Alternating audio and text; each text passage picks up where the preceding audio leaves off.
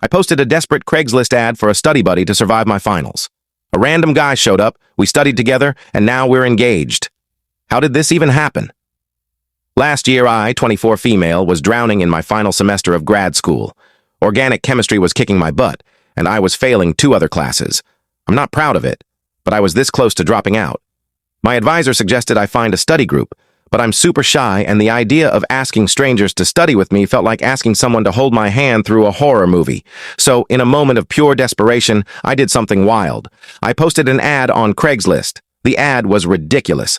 I titled it, SOS, Study Buddy Wanted for Desperate Grad Student. Will buy coffee, and basically begged for someone to help me cram for finals.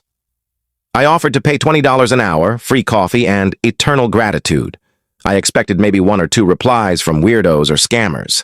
Instead, I got dozens of responses. Most were creepy or useless, but one stood out.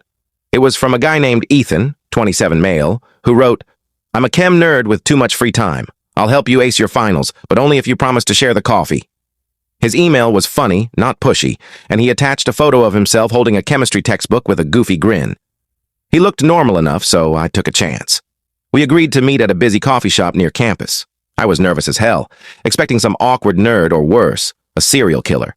But when I got there, Ethan was, kind of cute, like messy hair, glasses, and a flannel shirt, but with a smile that made my stomach do a little flip. I ignored it. This was about studying, not flirting. Our first session was all business. Ethan was a genius at breaking down complex concepts. He had this way of explaining molecular orbitals like they were characters in a soap opera, and suddenly I was getting it. We studied for 3 hours, and I felt like I'd found a lifeline. He refused the $20, saying, "Just keep the coffee coming." I laughed and bought him a latte. We started meeting 3 times a week. Ethan wasn't just smart, he was funny, patient, and weirdly good at keeping me calm when I was spiraling. One night, while we were knee-deep in reaction mechanisms, he casually mentioned he was a PhD dropout who'd left academia to figure out life. I teased him about being a chem hermit, and he laughed so hard he spilled his coffee. That's when I noticed I was looking forward to our study sessions for reasons that had nothing to do with grades. By week 3, things got flirty.